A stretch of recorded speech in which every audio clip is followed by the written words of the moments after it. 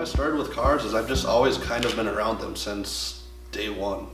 My dad always built cars. I mean, he's had so many Camaros I can't even count. My uncle, same story with him. He's always building cars. I mean, they were all into American Muscle for quite a while, and that's originally what I grew up on, was stuff like that. And then I want to say around 2003, 2004, when they first released the WRX, my dad went out and bought one right away. And ever since then, I've just been in love with Japanese cars. I mean, it's kind of just been a never-ending cycle now, where I just keep buying more cars. Originally, the very first turbo car I ever owned, I'm not very proud to say this, but it still was a super fun car, was a Dodge Neon SRT4. Just the minor bolt-ons, whatnot. It made only like 300 wheel horse, but I mean, for being 18 years old, that car was a blast. And it taught me so many things because I was always breaking stuff. So as much as people hate those cars, it was such a huge learning block for me that I don't ever regret owning it. Other cars I've built, I had a '07 WRX Limited that I put Carlton flares on, some custom WCI wheels, made about 360 wheel horse, 420 torque. Really fun daily driver. I mean, it went pretty good, but being a Subaru, it just got expensive to build and kind of got sick of all-wheel drive, wanted something rear-wheel drive. So the FD 93 Mazda RX7, got that about, I want to say 3 or 4 years ago from Bob's Auto Ranch, some shitty little dealership in Circle Pines. Had some hacked up big turbo kit on it and whatnot. The Laurel, I just picked that up this fall actually from Virginia. That is a 1990 Nissan Laurel with an RB25. And that I just got through a traded it to Forester, and ended up somehow with the Laurel. So when I first got the FD, the biggest thing I did to it was just go through all the stuff that the previous owner had half-assed or messed up. I mean, they had the fuel pump line ran through the door. It was just, the whole setup was super messed up. So I spent the first 6 months of owning it trying to figure out how a rotary worked so I could actually work on it, and then fixing what the previous owner messed up. We started doing suspension modifications because it started on stock suspension when I had it. So we put some stance coilovers in it, put some different wheels on it so it handled a little bit better, redid the brakes. At that point, it still wasn't tuned, and was just kind of driving it around untuned, trying to find someone to tune it. And finally got someone to try and tune it, ended up blowing that one up on the dyno. So from that point, what we did was redo the whole motor again, redo the fuel system. I went to a different downpipe, a Precision 67-66 turbo, switched over to E85, just kind of did a bunch of maintenance, reliability mods, anything to, keep it up to snuff. And so got that ready for the dyno again. Ended up needing a new ECU for it, so I ended up switching over to Haltech because we were maxing out the Apexi Power FC. And then we got to the dyno for the third time, tuned it on low boost, ended up running out of fuel at about 450 to the wheels. So that was fairly decent. I mean, it was a fun car at that point. Brought it back to my house, did the fuel system modifications, then started running into more issues with it. Ended up blowing up the turbo on it, and then now it's sitting, getting rebuilt for this year. So now at this point, it's got a half Bridgeport motor with studs in it, goopy seals, all brand new bearings in the motor, painted all the case halves. All the intake and stuff is redone. Brand new fuel system by Full Function Engineering. Way bigger injectors, dual fuel pumps. Just trying to make sure this thing's got as much fuel and as reliable as possible. I mean, as much as a rotary can be. Then I ended up switching over to a Borg Warner S366. Trying to go for a little bit lower boost actually. Just make it a more fun car to drive around. Originally I'd wanted the car to be more of a drag car. And as I started building it more, it just got a little bit too expensive to be trying to put out 700 horse. So now at this point I'm shooting only for about 550 and just want to make it a fun car to slide and drive around day to day whenever I want to. The 2017 season, the plans for the car are basically redo the aero. I've got the motor pulled right now just so I can clean up everything. I'm redoing the whole wire harness, putting a rye wire harness in. Just basically making sure the car is 100% good to go. I don't want to have any issues on the track this year. Just want to make sure everything's solid so I can drive it year round without issues. So probably the most memorable experience with the car was when I first got it back from just its low boost tune, only making like 450. Took it out on the highway. First time ever really giving the car full throttle. Brakes them loose at 60 and just keep spinning all the way up to 100 and like banging it off a rev limiter in fourth gear. going down Highway 10. Like the car I've never felt the car do that before, and it was just amazing after so many years of building the thing and having so many issues with it to finally feel like the power it put down. It's such a great feeling car to drive because it almost feels like you're in like a fighter jet cockpit, for lack of better terms. It's just the way the whole interior feels, and when you're driving it, like at first there's not really much off the line. Once the turbo starts spooling though, the power comes on hard and fast, and it just keeps progressively getting faster and faster all the way till 12K. It just keeps building power, whereas most cars you can kind of feel the power drop off at some point. This thing, you just want to keep pushing it past redline because you're just getting faster and faster. So what I like about the rotary is the fact that such a small motor that's so simple, there's only like 7 moving parts in it, it can produce so much power.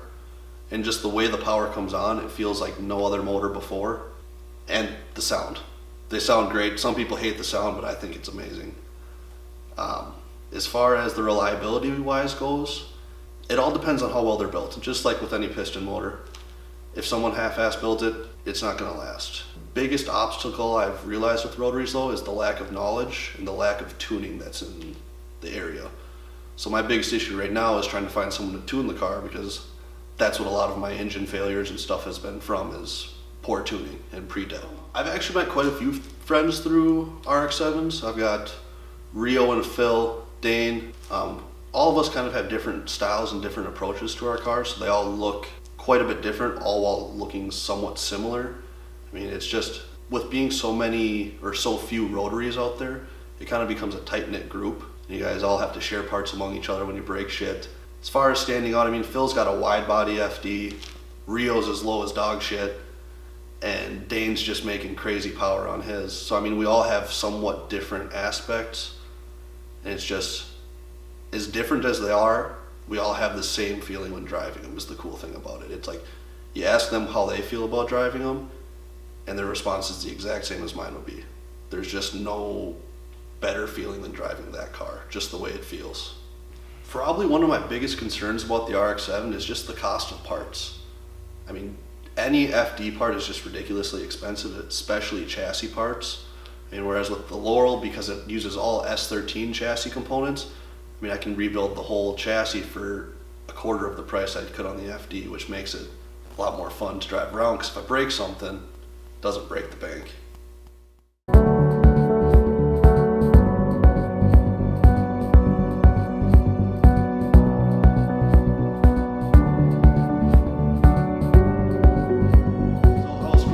On D-Town, just kind of looking at shit, and I found an ad for a 1990 Nissan Laurel for sale. And I had actually seen this car for sale when it was for sale by the dealer, Japanese Classics LLC, and I really wanted it at that point in time. So then seeing that the person who had bought it actually was trying to get rid of it, I was all super excited.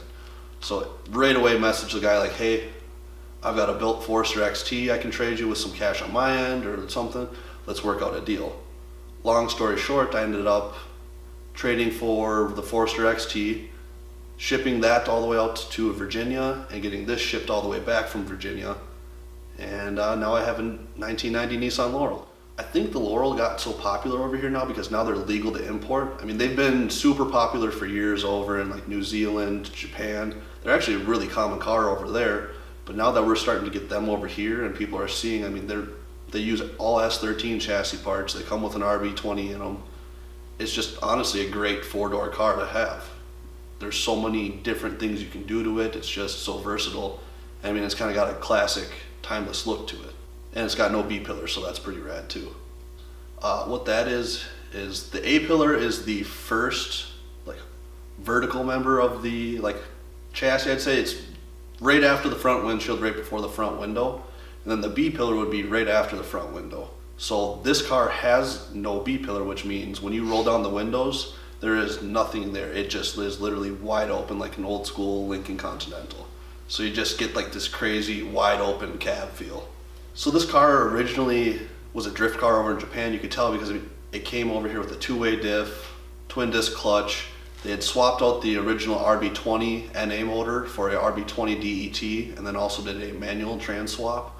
I had also had a bunch of stickers on it from all the tracks it had been to, like Ibusu and all that stuff, so it's pretty obvious this car was slid and drove really hard over in Japan. So when it came over here, the RB20 was pretty well abused and actually tested low on compression.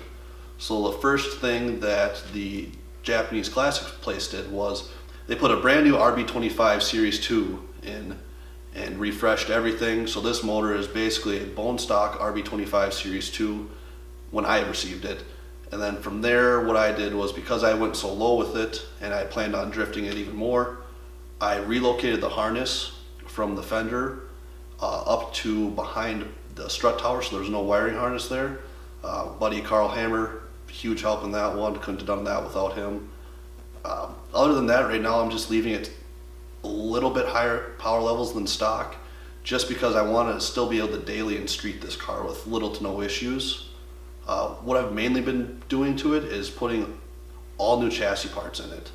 I've got brand new stance coilovers, every stance arm that's adjustable. I got rid of the Hikis in it. Basically just everything to make sure this chassis is 100% ready to slide and take a year's worth of abuse. The only thing that I would change if I could about the Laurel is the availability of body parts. The whole chassis and everything like that I can find parts for super easily, but aero for it, mirrors, hood, just the little things like window trim, door seals, all that stuff is incredibly difficult to find over here. That's honestly the biggest headache with it. Driving the Laurel, obviously, aside from the fact that it's right-hand drive, I mean, that's a little odd at first. After a little bit you get used to it, but as far as driving that compared to the FD, it's a completely different experience, just because the power comes on so much quicker with the Laurel, especially being a stock turbo car yet still, and it really falls off of those higher RPMs. But the way the car's set up right now is it is really easy to slide. You can just throttle into any corner and basically end up sliding. It's just super user friendly per se, whereas the FD, you kind of got to fight the car a little bit. The Laurel just likes going sideways. I mean, I love the way RBs sound, and I'd love to just put straight pipes on the Laurel. Issue being it's more my street car, so trying to be a little under the radar with it, it ends up being quite a bit quieter than my FD. It still has a really good exhaust note to it, but it's nowhere near as loud, and it doesn't sound as good as it possibly could. But it's one of those things, if I'm going to street the car, I need to keep it relatively quiet to not draw attention.